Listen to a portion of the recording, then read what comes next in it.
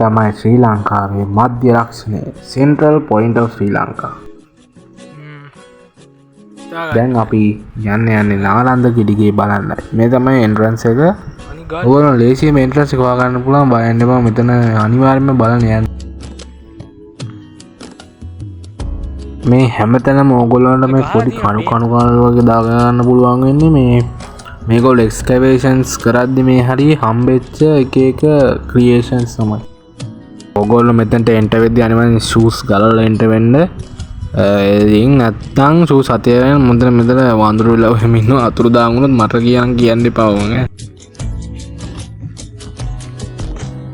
ටික දුරක් යද්දී මෙතන ගයිඩ් කෙනෙක් වගේ අංකල් කෙනෙක් හම්බ වුණා. අපි මේ ගමන යනකම් මෙයා අපිට මේකේ හිස්ටරි එක මේක තිබ්බ විදිය හැමදේම අපිට එක්ස්ප්ලেইন කරලා දුන්නා. ඇත්තටම කිව්වොත් මාරම හිතා ගන්න බෑ මේක තිබ්බ විදියයි දැන් තියෙන විදියයි. මම මේ ටික ඉතින් ඕගොල්ලන්ට ෆාස්ට් ෆෝවර්ඩ් කරලා පෙන්නන්න නැත්නම් ඉතින් මේ තියෙන අපි මේ නාලන්ද ගෙඩිගේ එන්ට්‍රන්ස් එකට යන ටික. එතනින් තමයි දැන් ඕගොල්ලන්ට ඇතුළට යන්න පුළුවන් නාලන්ද ගෙඩිගේ ඇතුළට. මේක හිතා ගන්න බෑ හදලා දෙන විදිය පට්ටම ආකිටෙක්චර් නොලෙජ් එකක් තිබිලා තියෙනවා මේක හදන්න. ඇත්තටම මේ කොහොම දිගටම ඇඳලා තිබ්බා. ඒකේ තැන් වල බෝඩ් එකම ගාලා පිටුපාලා ඉන්න එපා කියලා.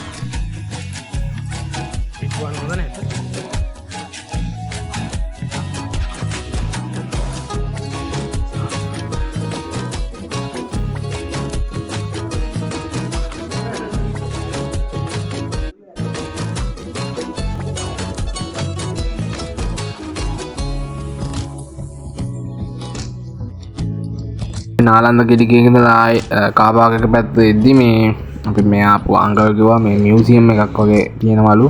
ඒකත් බලන්න දැන් ඒක තමයි මේ බලන්න මේ තියෙන ඒගොල්ලෝ හොයාගත්ත මේ පිලා එකක්. එක්ස්කැවේෂන් වලදී ඒකේ තියෙන ඒකේ කාවින්ග්ස් ඒකේ ඇඳලා තිබු චිත්‍රම තමයි දැන් අපිට ඔය පෙන්වන්නේ. ඒතකොට ඔය තියෙන ඉතින් ඉතින් අර එක එක්ස්කැවේෂන්ස් වලින් ඒගොල්ලෝ කරපුවා හම්බෙච්ච ඒවා.